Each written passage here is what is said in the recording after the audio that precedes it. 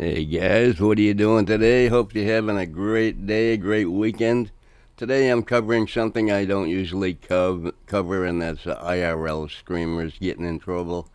What they are is they're the beginnings of First Amendment auditors. That's where First Amendment auditors came from, in my opinion. They're a bunch of prank channels that go around pulling pranks, and it's now turned into criminal activity to get more views and more content and make more money. They resort to criminal activity. Well, this is about one that's pretty famous, I guess. I don't know who the guy is. His name's Vitaly. He's in prison in the Philippines waiting to go to trial, which could be 2 years from now, as far as I can tell. And, yeah, pulling pranks in foreign country is really stupid. I mean, it's bad enough over here, but in other countries where you don't know the laws, it's stupid, and it'll cost you everything you've ever worked for. So let's check out this newscast. And now let's discuss that and more with Interior Undersecretary Donnie Puno, who joins us now live here in the studio this Tuesday morning. Good morning to you, Yusek, and thank you for joining us here on Morning Matters. Good morning, Pauline. Thank you for having me. It's a Holy Week, but here you are, still working. Yes. No rest for... Government employees don't get breaks. So the news over there is covering this guy. This guy is the Undersecretary of the government in the Philippines. Not only has he spoken out about this, but so has the president of the Philippines. I mean, the whole country's aware of it, and they're aware of nuisance streamers all around the world going around causing trouble, and they're fixing to put a stop to it, starting with Vitaly. So let's go ahead and finish watching this. This is your first live interview, Yes, I heard. yes, it is. And we have so many topics to discuss today, Yusek. Let's start off with that Russian vlogger who made quite the headlines for his content. Yeah. I mean, you even have the president commenting, expressing his dismay that should not be tolerated. Give us an update, Yusek. What's the latest on the investigation, the charges on this Russian vlogger? So briefly, what happened last week, DILG Secretary John Vic Remulla called for a press conference to present the Russian vlogger Vitaly Starovetsky to the media. And this was based on a blotter that was filed in Taguig, where Vitaly, based on the report, committed disruptive and inappropriate acts, to quote the report. Who filed the blotter? Some victims in Taguig. So I'm sure you've seen themselves. Yes, I'm sure you've seen the videos. He was caught harassing a Filipina. He tried grabbing the cap of a security guard, as you can see there. And then there were other... Now, if you notice, this Filipino lady just came to a dead stop here. She came to a dead stop because Vitaly walked up behind her and told her he was going to rob her, and it freaked her out. That's the kind of thing he's doing over there. He tries to cover it up by saying, well, I'm over here giving people money and buying them shoes and stuff like that, which nobody cares about once you do stuff like this. I mean, he scared the hell out of this woman. It's just ridiculous. All for content and YouTube money. And Vitaly is quite wealthy from doing this. But that is fixing to change real quick. Acts that he committed in Boracay. You know, this guy has been around. He's been doing this since 2012 all over the world. He's been in the States, he's been to Brazil, Egypt, the UK, doing this sort of thing. Now, Secretary John Vic has said he violated our laws and he disrespected Filipinos. You know, Filipinos we are friendly people, we are hospitable people. But this guy took advantage of us. And ang malas niya, you know, if other countries merely deported him, ang malas niya ngayon, you know, his tough luck is that we have Secretary Remulla saying now that we're not going to let him off easy. So he will not be deported. He will stand trial here. He will face the charges here. And hopefully he will be jailed here. So where is Vitaly right now? Vitaly is currently detained at the Bureau of Immigration's detention center in Camp Bagong Diwa. Okay. This is the immigration center where Vitaly's being held without bond. They don't have bond over there. They also don't have anything such as a speedy trial. He could be up to 1.5 to 2 years before his case even goes to court, and he will not be bonded out before that happens. So here he goes. He's already got 1.5 to 2 with no income. All his bills that are being paid right now, the money's going to run out, and he's going to be screwed. all for clout and internet fame. What a wonderful thing, isn't it? And he will await trial there. And what charges specifically will be filed against? There are several charges that he's already facing. There are several counts of unjust vexation. There's theft, attempted robbery, even I think is one of the cases that he's facing. You know, in the inquest that was conducted, he admitted to it. In the presence of his counsel, he admitted to doing those acts.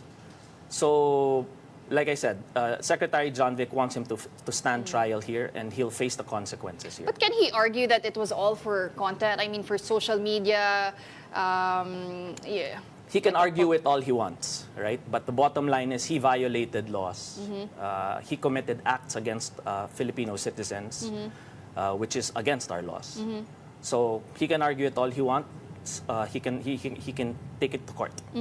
So, Yusek, I mean, what message is the DILG trying to send here to foreigners who come to the Philippines to make content and, I guess, also disrupt the lives of Filipinos while they're here? You know, creating content such as Vitalis, you know, he can go about doing that all he wants.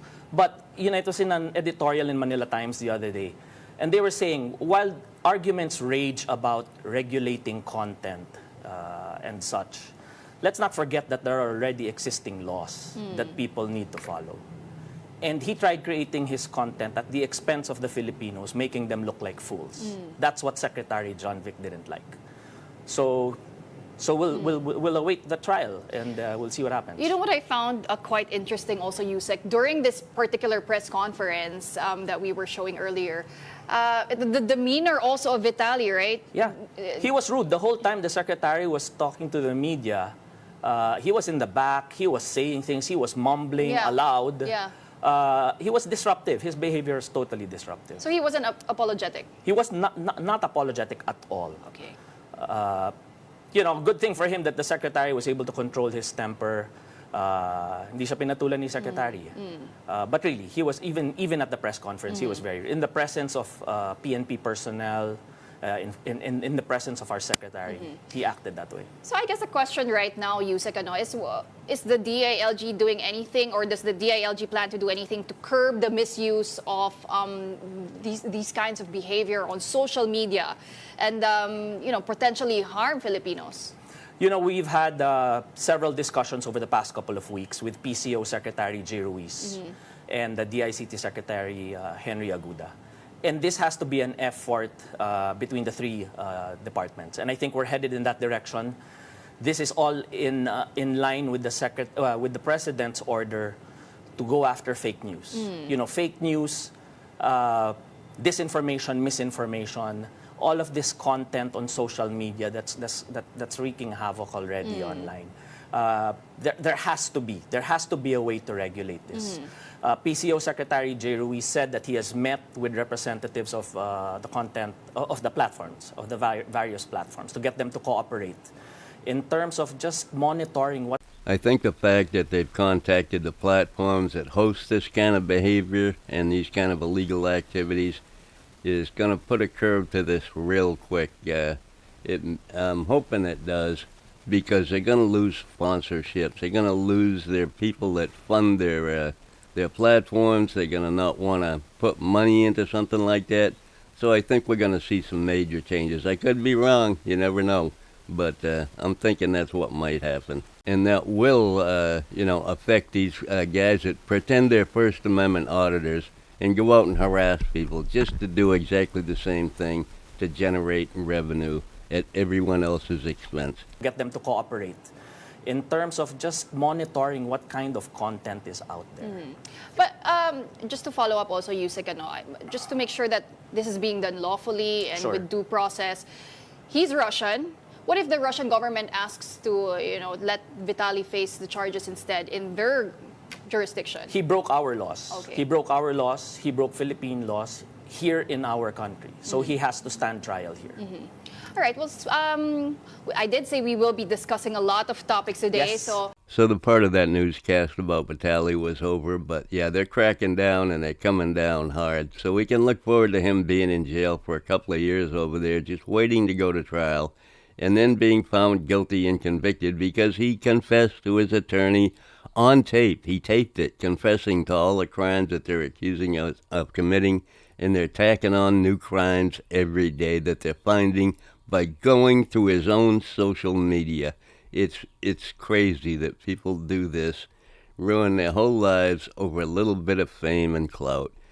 It's unbelievable. Looks like if the Philippines has their way, I'm going to have to find something else to cover because these guys are going to be non-existent on the platform because sponsors won't give these platforms money to advertise if there's nothing worth advertising. So, yeah, that's a good thing. That is a good thing. They're making changes.